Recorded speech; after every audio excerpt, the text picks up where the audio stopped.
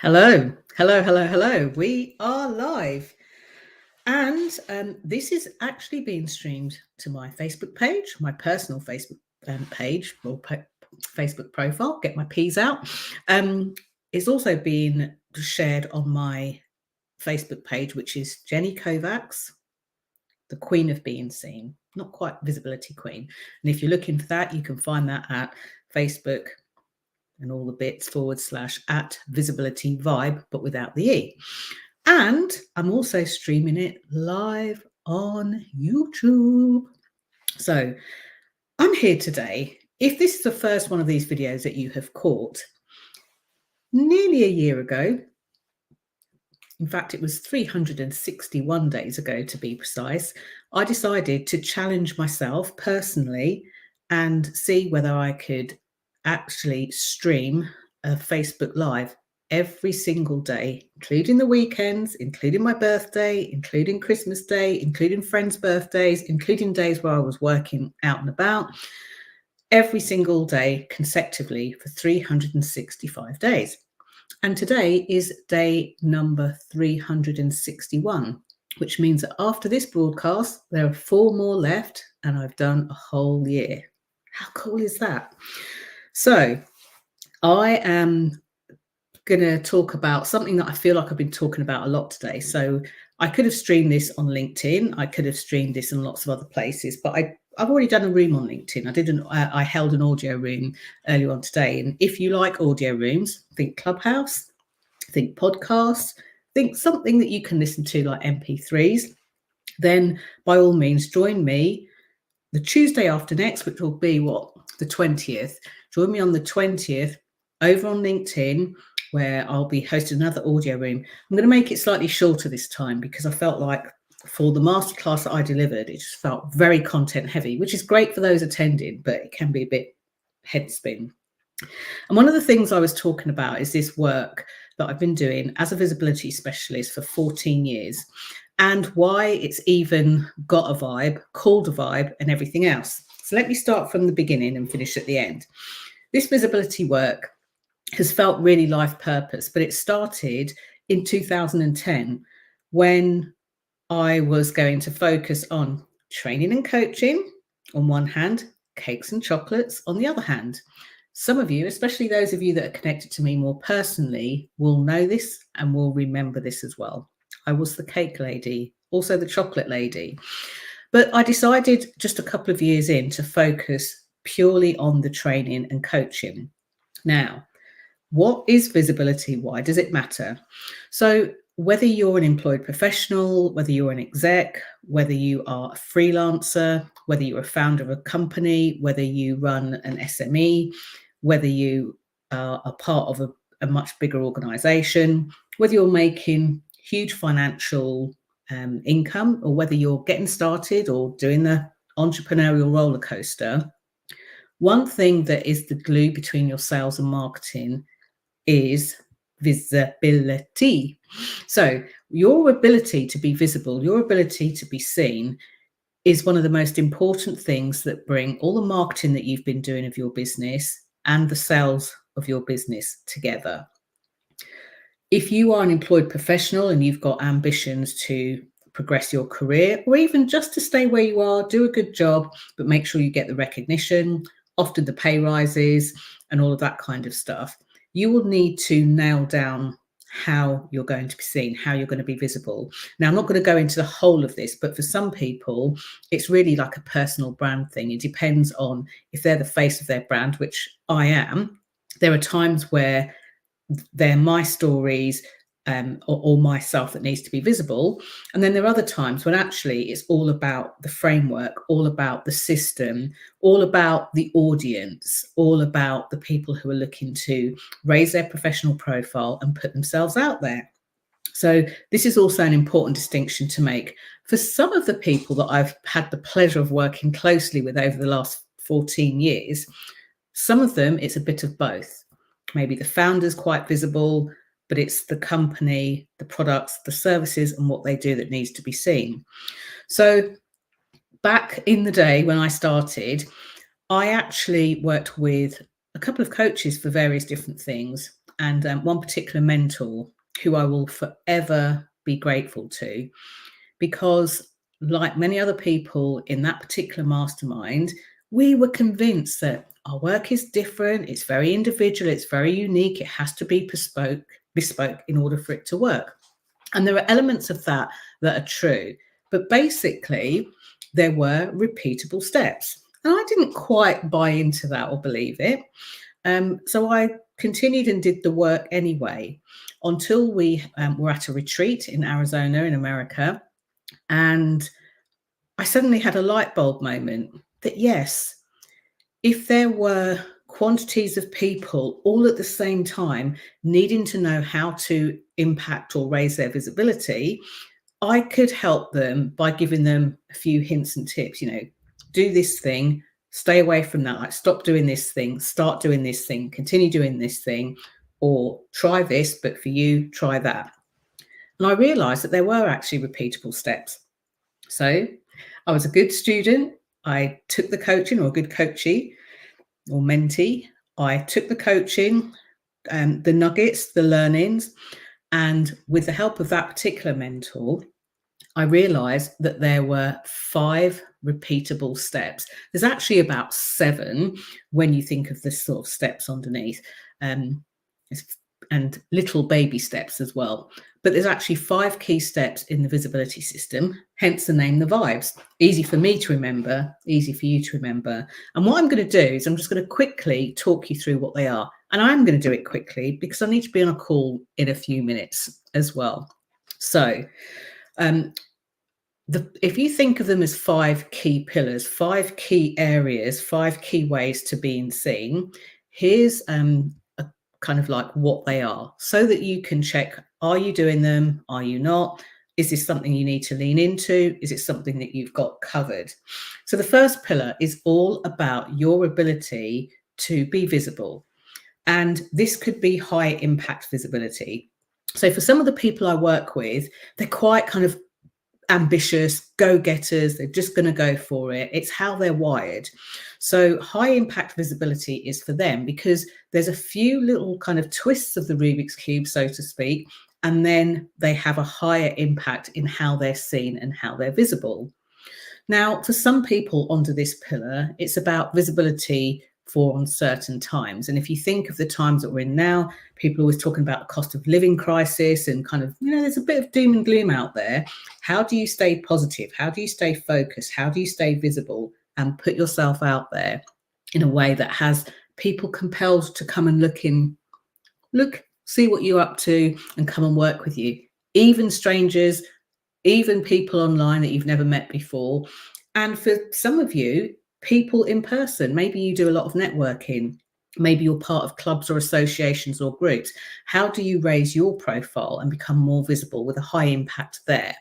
So if you think of it that way, the first pillar is all about your visibility. Now, in order to get there, you need to have some kind of plan. It can be a scribbled down 5-second plan, or if you're more meticulous and like you spreadsheets and pivot tables, you can create a plan that's very, very detailed. The point is, your being visible needs to have an impact. It needs to make a difference to people's life, which takes us on to the second important part of the system. And if you think about it, on the second pillar, you can either choose to become iconic so that loads of people know about you and what you do, or you can choose to be hard to ignore. How does that feel? And when you've nailed this second pillar, you're either hard to ignore, you're iconic because of the work you do. So let's say, like today on one of the other calls, there are a few people on there that I already have got to know their work. So let's say you teach English to people whose first language is not English. You become iconic when anytime somebody says this person needs to kind of nail English. Maybe they've got an interview with an international company. Maybe they're moving abroad and they want to be able to speak the language and be taken seriously, or something else like that. It means that when they become iconic, anytime somebody says, speak English, foreign language, they're like, oh, I know who that is. And they call on them. It could be that you're a wellness person and you feel like you could be drowning in a sea of other wellness experts or self-care experts, and you want to really make your mark. So this second pillar makes you very hard to ignore. Okay. When you speak, there's a certain magic to your message where people remember your words. They remember what you say, they remember what you do. And this is nothing to do with being articulate or grammatically correct. This is having that kind of impact that has people remember you. Okay, so it's like the impression that you leave. So the third step is all around your biography. How do you share your story? How do you share your signature story? Is it something that is around you as a person? Is it something around the systems that you've built, the services that you provide, the products that you sell, or something else? So we all have our own tale. So if you think of it as telling tales, how do you tell tales? How do you do that? So these are all the stories. So we're not talking about telling your story in a way that feels like a kiss and tell or doesn't feel very private. We're talking about there being a certain brilliance to your biography, a brilliance to what you share.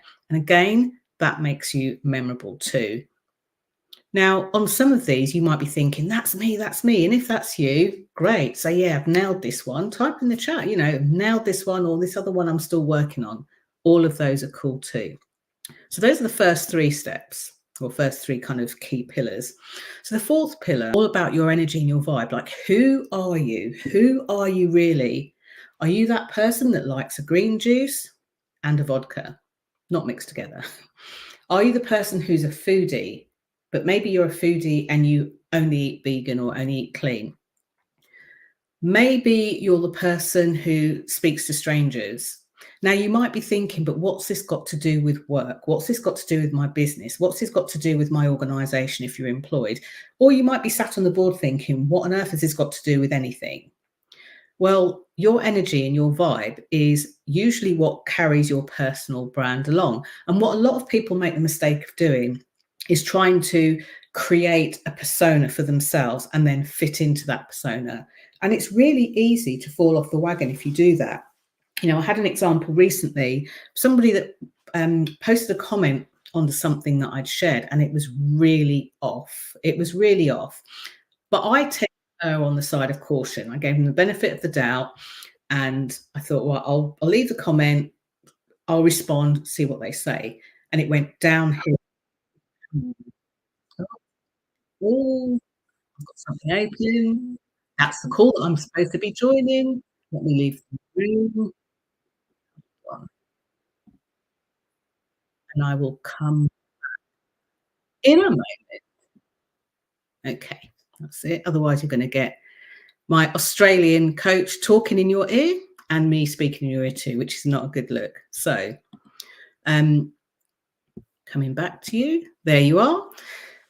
What to do if you're live and something happens in the background? Keep calm and carry on. So, on that fourth pillar, it's all about who are you really? What are you sharing? And what I was saying there was with this particular person, what they did was they kind of exposed themselves very quickly. What they shared was completely different to how they paint themselves publicly. And they do put a lot of stuff out there publicly.